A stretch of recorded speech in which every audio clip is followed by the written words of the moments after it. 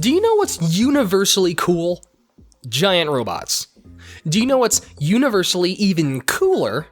Giant robots fighting giant monsters. And one day, during the golden years of action cartoons, Sym-Bionic Titan was created, which fills that niche perfectly. In case you're like me and you didn't watch it when it came out because you're an idiot that was ignoring all the really good shows during the time, here's what it's about. Lance, Ilana, and Octus are all basically aliens from another planet. Except that planet is under attack by other aliens, so the king sent these 3 to Earth. Oh yeah, Ilana is the princess. The king didn't just send any random 3 people. And Lance was sent to protect her, and Octus is there to help them assimilate to Earth culture, also known as high school. And they do a terrible job, actually. Well, really Lance does a terrible job because he takes his job super duper seriously.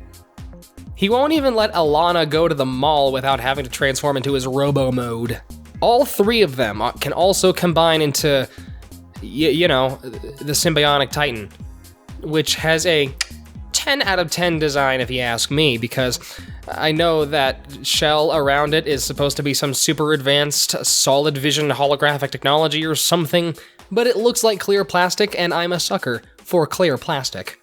Also, John DiMaggio, General Steel is competing with this one guy who looks like he's from Van Helsing to hunt them down, and Lance blows their cover by episode 2, so he's really not doing his job well.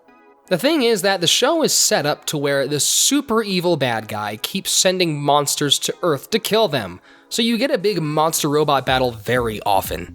And they also actually show the war that's happening on their planet, so you actually feel the emotional struggle that Ilana has to go through. A lot of shows just forget to show the battle on their homeworlds when they use the whole "we had to escape our planet" trope. And this show's use of 3D is flawless. They use it practically, and it blends into the 2D animation that I'm sitting there wondering, is that 3D? Is that 3D? What? Sword. Shield. Not again. Wait.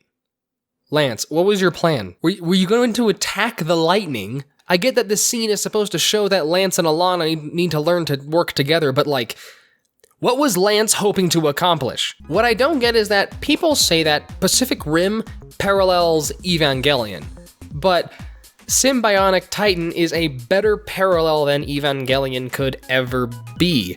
I mean, they're literally sharing a consciousness in a giant robot. That's the basis of Pacific Rim in its entirety. That being said, if you like Pacific Rim, oh boy, you will love Sym-Bionic Titan.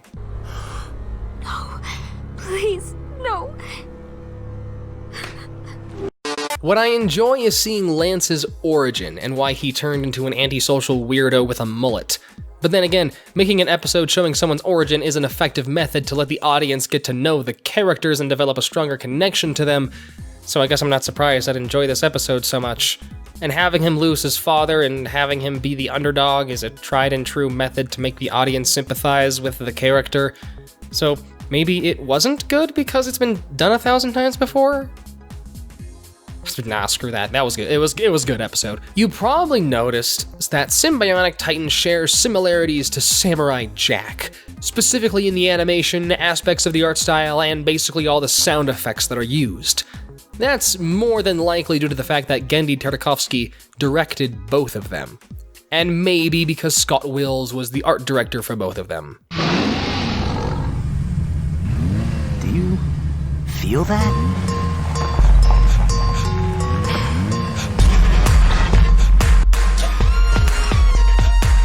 Oh my god. Genndy is a total nerd. So the Van Helsing dude finally makes his move and infiltrates their house. I just realized, the aliens are getting abducted this time. They also meet some dude named Kane who helps them break out. He used to work for the Van Helsing dude. And he also just straight up betrays them because, you know, duh. I knew you and your armored suits were linked to the giant robot Titan, but I didn't know how. I'm Solomon. I run G3. Turns out Kane is actually the Van Helsing dude, so now he knows how the Titan is formed. I can't get over how they were inadvertently ahead of the game with some parts of the show. Like, they had a meme in the show before the meme existed. Hello, fellow students. How are you? The "What's up, fellow kids" meme came out 2 years after this scene. It's purely a coincidence, but I honestly thought that they were trying to incorporate memes in the show when I first saw this. And they also added, Hey, what's up? What's up? but that's from a commercial from 1999, so they're definitely ripping on that.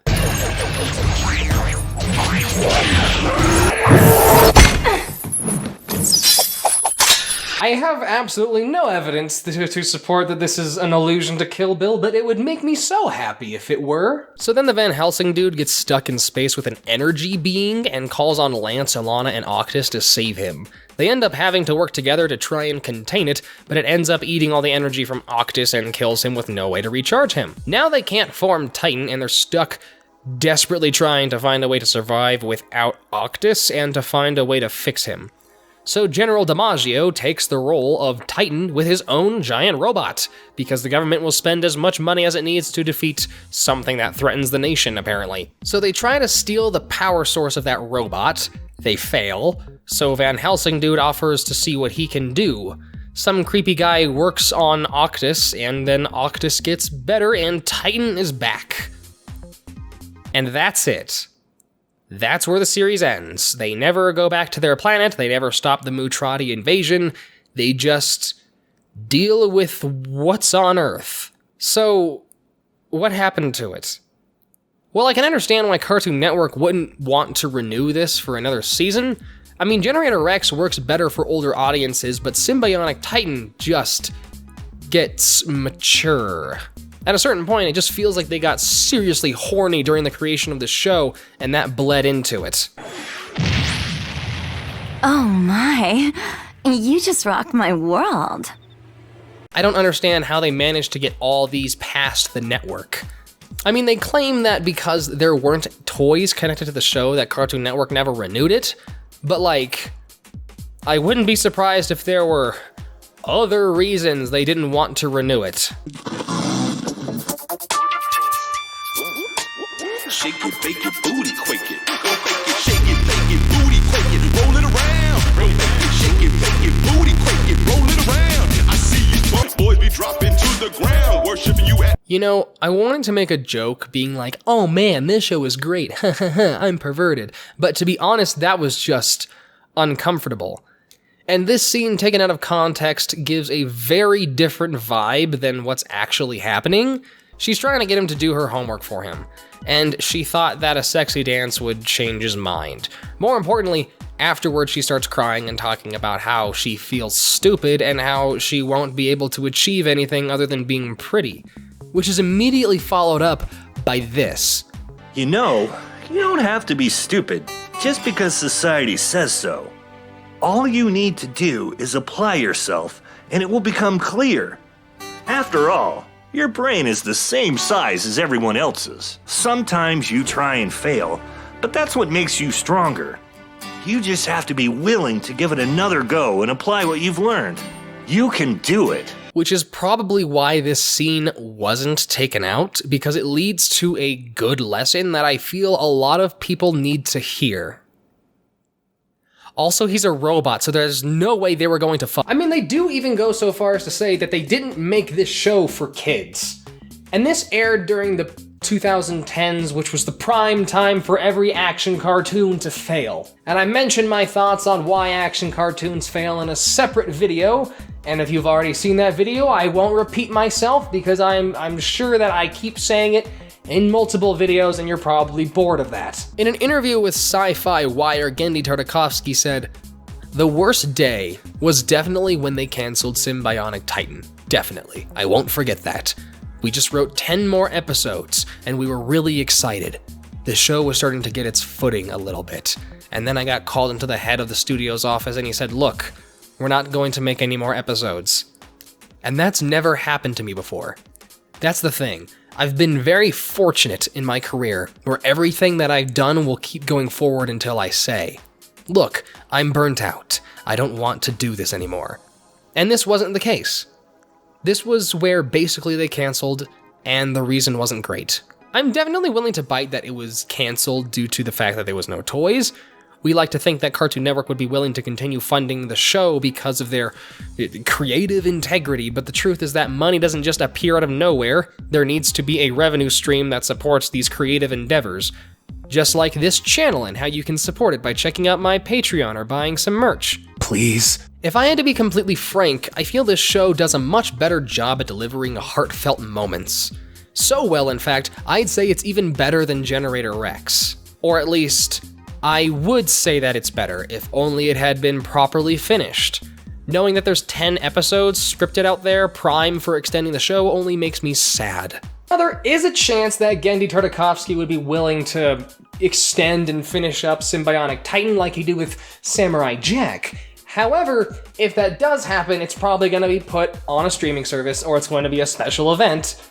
And if that's the case, then, well, it's probably going to be condensed into like one season and maybe not even a full 20 episode season like it was. So then the 10 scripts that they already have is useless because they have to just condense all of that, and you're probably going to get like, if you want to like strictly use the content in those scripts, it's going to get like 2 episodes. Thankfully, Sym-Bionic Titan is currently on Netflix, which is the perfect place for any action cartoon. Slap it onto a streaming service. It's just so logical, and I will die by that sentiment. And when I heard it was on Netflix, I thought it was just a sign. So I decided, you know what, I'm gonna do this video. It's about time. I've been wanting to do this video for a while, but I've been dumb and unable to do it because I don't know, you know? And I'm just like, I saw this on Netflix and I'm like, you know what? It's about time I attack Sym-Bionic Titan. Because I really wanted to watch the show and I haven't. But now I have, and it was good, and I liked it, and I'm sad it never finished. So yeah, basically the exact same sentiment as everyone else in the world. That's everything I have for this video. Please share this video if you liked it. And share it if you hated it. Just share the video, somewhere, anywhere really. It actually doesn't matter. You'd be surprised. Stay beautiful and keep playing.